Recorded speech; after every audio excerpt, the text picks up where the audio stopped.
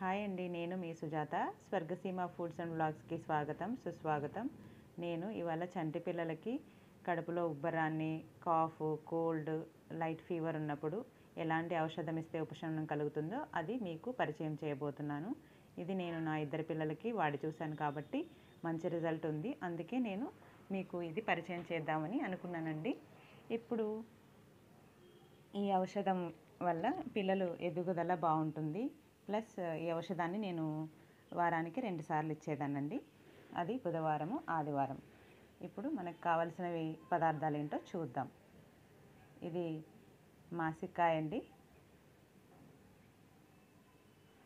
వజ కొమ్ము ఇలా కాల్చి పెట్టుకోవాలి లైట్గా. ఇలా కరక్కాయ, సొంటి కొమ్ము, సొంటి అంటారు, జాజికాయ అండి. ఇవి నేను ఈ ఔషధాన్ని ప్రతి బుధవారము, ఆదివారము ఇచ్చేదాన్ని అని చెప్పాను కదండి పిల్లలకి. ఇది తలస్నానం చేసిన వెంటనే ఇవ్వాలి పిల్లలకి. ఒక నెల బేబీ పుట్టిన తర్వాత 1 నెల తర్వాత మనం ఈ దివ్య ఔషధాన్ని స్టార్ట్ చేయాలి.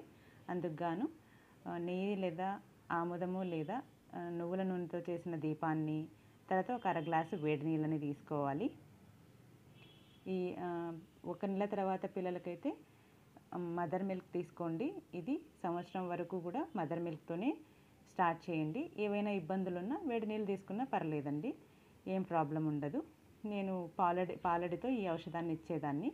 అది 30 ml ఉంటుందండి. ఇలా ఉంది నా పాలడి, మీకు ఎక్కడైనా మార్కెట్లో దొరుకుతుంది. ఈ 30 ml మా బాబు 1 మంత్ ఓల్డ్, అంటే 1 మంత్ వయసు, 1 నెల వయసు ఉన్నప్పుడు నేను 15 ml ఇందులో హాఫ్ పాలడి ఇచ్చేదాన్ని. హాఫ్ పాలడి, అందులో పాలు తీసుకొని వీటన్నిటినీ బాగా అరగదీసి ఆ పాలలో కలిపి ఈ ఔషధాన్ని ఇచ్చేదానండి పిల్లలకి.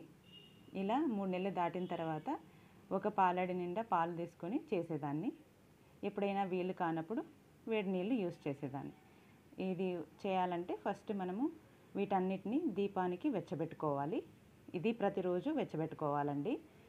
ఎప్పుడైతే మనం చేస్తామో అప్పుడు వెచ్చబెట్టుకొనే చేయండి. ఎందుకంటే ఇలా తీసుకున్నప్పుడు అలాగే తీసుకున్నామనుకోండి, పిల్లలకి వాటిని అరిగించుకునే శక్తి ఉండదు.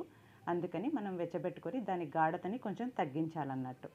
ఇలా అన్ని 5 రకాల మూలికలు తీసుకొని అన్నిటినీ వెచ్చబెట్టుకొని పక్కన పెట్టుకోవాలి.